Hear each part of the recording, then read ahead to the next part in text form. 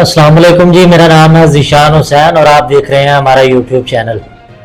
आज हमारा पहला व्लॉग है। हम डिस्कस करेंगे कि पाकिस्तान में डेली बेसिस पर चीज़ों की प्राइसेस कम या ज़्यादा क्यों होती हैं।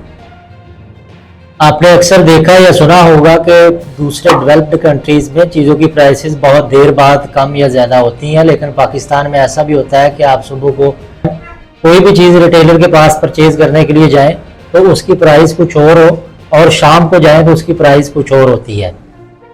आपने पाकिस्तान में अक्सर ये देखा होगा, इसकी काफ़ी सारी वजूहात हैं। कोई भी एक वजह नहीं है, लेकिन हम जो 5 से 6 मेन रीजंस हैं आज हम उसको डिस्कस करने की कोशिश करेंगे। जी, तो नंबर 1 पे है बैड गवर्नेंस। बैड गवर्नेंस में सबसे पहले मिसमैनेजमेंट आती है, क्योंकि हमारी गवर्नमेंट को यही नहीं पता होता कि कौन सी चीज़ हमें किस वक्त चाहिए। आपने हाल ही में देखा होगा कि हमारी गवर्नमेंट ने, एक केयर टेकर गवर्नमेंट ने रूस से गंदम परचेज की थी, लेकिन वो तब डिलीवर हुई जब हमारी अपनी फसल भी पककर तैयार हो चुकी थी, जिसकी वजह से पाकिस्तान में गंदम की प्राइसेस काफ़ी ज़्यादा डिस्टर्ब हो गई। तो हमारी कैलकुलेशन ही ठीक नहीं होती। हमारे जो गवर्नमेंट ऑफिशियल्स हैं उनको ये तक नहीं पता होता कि कौन सी चीज़ हमने कब किसी से परचेज करनी है और कब हमारी मार्केट में डिलीवर करनी चाहिए। और ऐसा भी नहीं है कि दूसरे कई इकोनॉमिकल क्राइसिस हमारे यहाँ भी है, लेकिन कई ऐसे ममालिक हैं जो कि इकोनॉमिकल क्राइसिस की कंडीशन से गुजरते हैं, लेकिन फिर भी जो उनमें बेसिक कमोडिटीज़ होती हैं वो उनको बहुत ज़्यादा स्टेबल रखते हैं ताकि आम लोगों को उसका फ़ायदा हो सके।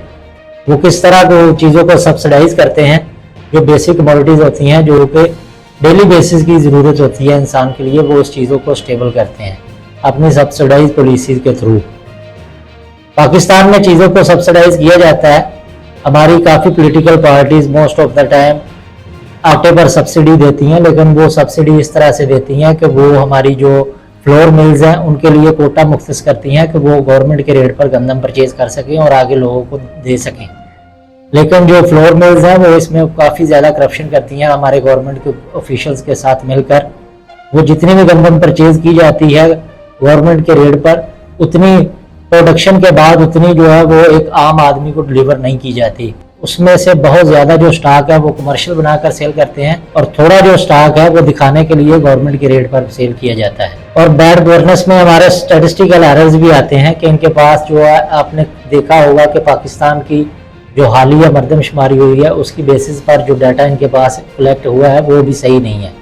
क्योंकि जब भी गरीब आदमी को या कॉमन मैन को जिसको किसी चीज़ की ज़रूरत होती है सब्सिडाइज करने की, उसको सब्सिडी करने के लिए फिर भी उनकी सही सिलेक्शन नहीं होती। अगर बाज़ चीज़ों को सिलेक्ट किया भी जाता है तो उन तक सही तरह से पहुंचती नहीं है। गवर्नमेंट की कोई भी स्कीम जो है वो उनसे ज़्यादातर जो फ़ायदा उठाता है वो मिडिल मैन फ़ायदा उठाता है, आम आदमी तक उसकी जो है रसाई मुश्किल होती है। मिसमैनेजमेंट की सबसे बड़ी एग्जाम्पल ये भी है कि आपने देखा होगा कि हमारे प्राइम मिनिस्टर साहब रात को ऐलान करते हैं कि हमारी पेट्रोल की प्राइसेस 10 रुपये कम होगी, लेकिन सुबह होते ही पता चलता है कि प्राइसेस उतनी कम नहीं हुई जितनी कि हमारे प्राइम मिनिस्टर साहब ने ऐलान किया था। और प्राइम मिनिस्टर इस मुल्क की सबसे बड़ी जो है ड्राइविंग सीट, जो गवर्नमेंट ऑफिशियल्स हैं सबसे बड़ी सीट पर बैठे होते हैं, लेकिन वो भी रॉन्ग कॉल करते हैं। तो इस कदर मिसमैनेजमेंट होती है कि हमारी चीज़ों को ऑब्जर्व करने के लिए जो असिस्टेंट कमिश्नर और मजिस्ट्रेट वगैरह होते हैं वो जब बाज़ार में जाते हैं ताकि बेसिक चीज़ों की जो प्राइसेस हैं उनको कंट्रोल किया जा सके, वो भी करप्शन करते हैं। और स्टैटिस्टिकल एरर्स में एक ये चीज़ भी आती है कि गवर्नमेंट की तरफ से जो प्राइसिंग लिस्ट दी जाती है हमारे रिटेलर्स को, जो उन्होंने डिस्प्ले की होती है कि इस रेट पर उन्होंने चीज़ों को सेल करना है, लेकिन बाज़ दफ़ा ऐसा भी होता है कि जो रिटेलर, फॉर एग्जांपल आप चावल का रेट अगर 300 रुपये kg है उस प्राइसिंग लिस्ट पे, तो उस रिटेलर को वो मंडी से 300 प्लस का परचेज करना पड़ता है। तो इस हालत में वो कैसे सेल कर सकता है आपको गवर्नमेंट के रेट पर। तो इस तरह की जो स्टैटिस्टिकल एरर्स हैं उनको डिफाइन नहीं किया जाता सही से कि लोगों का जो रिटेलर है वो अपना मार्जिन भी रख सके और आप जो है वो आम आदमी को जो फैसिलिटेट भी कर सके। हमारे मुल्क में बड़े लेवल से लेकर छोटे लेवल तक करप्शन होती है और इसी तरह प्राइसिंग कंट्रोल के हवाले से जब हमारे असिस्टेंट कमिश्नर और मजिस्ट्रेट वगैरह बाज़ार का चक्कर लगाते हैं ताकि चीज़ों को चेक एंड बैलेंस किया जाए और उनका जो रेट है देखा जाए कि रिटेलर्स उसी रेट पर जो है वो सेल कर रहे हैं या ज़्यादा बचत कमा रहे हैं, लेकिन जब वो जाते हैं तो वो भी करप्शन करते हैं।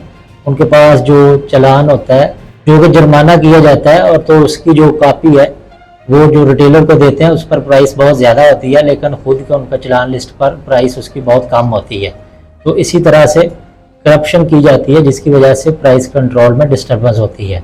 और हमारे मुल्क में इस सूरत हाल का भी सामना करना पड़ता है कि हमारे एक मिनिस्टर साहब उसी गवर्नमेंट में रहते हुए प्रेस कॉन्फ्रेंस कर रहे होते हैं, लेकिन दूसरी तरफ दूसरे मिनिस्टर साहब उसके अगेंस्ट प्रेस कॉन्फ्रेंस कर रहे होते हैं। इस तरह इस हद तक इनकी मिसमैनेजमेंट होती है। और नंबर 2 पे आती है इन्फ्लेशन। हमारे मुल्क में इन्फ्लेशन बहुत ज़्यादा है। हमारी करेंसी डिवैल्यूएशन इतनी है कि आए दिन डॉलर की प्राइसेस ऊपर होती रहती हैं और हमारी करेंसी डिवैल्यूएट होती है, जिसकी वजह से डेली बेसिस पर चीज़ों की प्राइसेस जो है वो ज़्यादा होती हैं। ऐसा भी नहीं है कि किसी मुल्क में जो उनकी करेंसी की वैल्यू कम हो लेकिन इतनी फ्लक्चुएशन हो प्राइस में, लेकिन हमारे यहाँ जो इसकी बेसिक वजह है वो ये है कि हम 80 से 90% जो चीज़ें हैं जो हमारे इस्तेमाल में है वो हम इंपोर्ट करते हैं। तो जब भी डॉलर का रेट बढ़ता है तो वैसे चीज़ें इंपोर्ट करने की वजह से उनका रेट भी बढ़ जाता है और मोस्ट ऑफ द टाइम काफ़ी चीज़ों की प्राइसेस ऊपर जाने लगती हैं। आपने काफ़ी ममालिक देखे होंगे जिनमें इकोनॉमिकल क्राइसिस के बावजूद प्राइसेस स्टेबलाइज होती हैं। वो ज़्यादातर चीज़ों को एक्सपोर्ट करते हैं, जिनकी वजह से उनकी जो प्राइसेस हैं वो स्टेबल होती हैं। और नंबर 3 पे आता है होर्डिंग्स एंड स्पेकुलेशन। होर्डिंग्स, ज़ख़ीरा अंदोज़ी। बीइंग अ मुस्लिम हम सबके लिए ज़ख़ीरा अंदोज़ी हराम है, लेकिन पाकिस्तान में आपको अक्सर देखने को मिलता है कि बहुत ज़्यादा जो है स्टॉकिंग की जाती है। होलसेलर्स और रिटेलर्स, इवन के कॉमन मैन जिसका उस चीज़ से कोई ताल्लुक ही नहीं है, वो भी किसी चीज़ को स्टॉक करता है जब वो देख रहा होता है कि मार्केट में इसकी प्राइसेस ज़्यादा होगी। और दूसरी चीज़ है स्पेकुलेशन, सट्टाबाजी। हम इसको एक मिसाल के साथ समझते हैं। आप मान लीजिए कि किसी ब्रोकर के पास 1000 चीनी के बैग उसके गोदाम में पड़े हैं, ठीक है, लेकिन वो उसकी बुकिंग कर रहा होता है उसी टाइम। और जितने भी सट्टाबाज हैं वो चीज़ों को खरीदने के बाद डिलीवर करने के लिए नहीं कहते कि उसका ब्रोकर जो है वो उसको डिलीवर कर सके। फॉर एग्जांपल, मैं अगर 100 बैग किसी ब्रोकर से खरीदता हूँ तो मैं यही कहूँगा कि आप अपने गोदाम में ही से रखें, मेरे तक डिलीवर ना कीजिएगा, ताकि जब प्राइसेस ज़्यादा हो तो मैं उसे वहाँ पर ही सेल करके अपना मुनाफा कमा सकूँ। तो मोस्ट ऑफ द टाइम ऐसा होता है उस ब्रोकर के पास 1000 बैग गोदाम में मौजूद होता है, लेकिन वो बुकिंग 5 से 6000 10,000 बैग की कर लेता है। ओवर बुकिंग की वजह से जो जब चीज़ों की मांग बढ़ती है तो उसकी प्राइसेस ज़्यादा होने लगती है। उसके बाद वो परचेजिंग करना शुरू करता है अगर कोई उससे कहे कि हमारा माल जो है वो डिलीवर कर दिया जाए। तो इसी तरह से स्पेकुलेशन की बुनियाद पर चीज़ों की प्राइसेस ज़्यादा होने लगती हैं। और हमारे माशरे में ये एक आम सी चीज़ है। हमारे माशरे में हर चीज़ को, छोटी से बड़ी चीज़ को, बेसिक कमोडिटीज़ को, सब्जियों को, फ्रूट्स को स्टॉक किया जाता है। और नंबर 4 पे आती है पॉलिटिकल इंस्टेबिलिटी। आपने देखा होगा कि जब से हमारा मुल्क बना है कोई भी डेमोक्रेटिक पार्टी अपना जो 5 साल का टेन्योर है वो मुकम्मल नहीं कर पाई। कोई भी गवर्नमेंट 5 साल का टेन्योर मुकम्मल नहीं कर पाती, और जब कोई भी गवर्नमेंट नहीं आती है तो उसको IMF के पास जाना पड़ता है। इसी वजह से जब वो उसका फर्स्ट ईयर होता है उसमें बहुत ज़्यादा टैक्सेस का सामना हमें करना पड़ता है, क्योंकि वो IMF की पॉलिसीज़ को फॉलो करती है और हर चीज़ के रेट्स को ज़्यादा करती है। लेकिन जब वो 2 या 3 साल के बाद या 4 साल के बाद जब उनका टेन्योर ख़त्म हो रहा होता है तो वो IMF की पॉलिसीज़ को नज़रअंदाज करती है और ख़ुद से चीज़ों के रेट्स जो हैं वो मुकर्रर करना शुरू करती है और लोगों को फैसिलिटेट करती है ताकि वो आने वाले इलेक्शन में चीज़ों की कम प्राइसेस की वजह से उस पर कंपेन कर सकें। लेकिन वो IMF की पॉलिसीज़ को नज़रअंदाज करके नए आने वाली गवर्नमेंट के लिए बहुत सारी मुश्किलात जो है वो खड़ी कर देती हैं। इसलिए जब भी कोई नई गवर्नमेंट आती है तो उसको IMF के प्लान बहुत मुश्किल से मिलता है। हमारे मुल्क में इकोनॉमिकल क्राइसिस की वजह से हमारी हर चीज़ IMF के प्रोग्राम पर डिपेंड करती है। यहाँ तक कि हमारी बिजली के रेट्स, हमारी गैस के रेट्स, हमारे पेट्रोल के रेट्स भी उन्होंने मुकर्रर करने होते हैं। और इतनी इंस्टेबिलिटी है कि पेट्रोल की प्राइसेस हर 15 दिन के बाद कम या ज़्यादा होती हैं। और लास्ट पॉइंट है सोशल एथिक्स। कहीं ना कहीं हम सारे ही इस चीज़ में इन्वॉल्व होते हैं कि चीज़ों की प्राइसेस ज़्यादा होती हैं। फॉर एग्जांपल, मुझे 1 माह का राशन चाहिए अपने घर के लिए, लेकिन जब किसी भी चीज़ की प्राइस ज़्यादा होने लगती है तो मैं उसको 6 माह या 1 साल की बुनियाद पर परचेज़ करता हूँ, ताकि मैं आने वाले दिनों में इसको ज़्यादा प्राइस में ना ख़रीदूँ।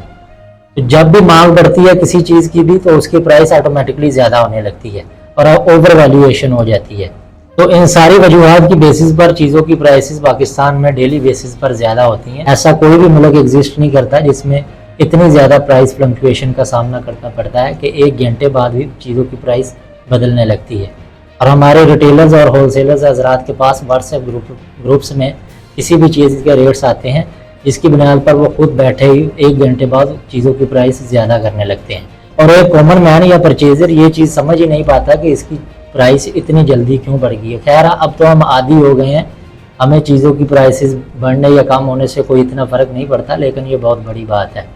और हम आपके लिए ऐसी ही इंफॉर्मेटिव वीडियोस लेकर आते रहेंगे एक प्रॉपर रिसर्च के साथ। आप हमारे चैनल को सब्सक्राइब कीजिए, वीडियो को शेयर कीजिए और कमेंट्स कीजिए। आपका फीडबैक हमारे लिए बहुत ज़रूरी है।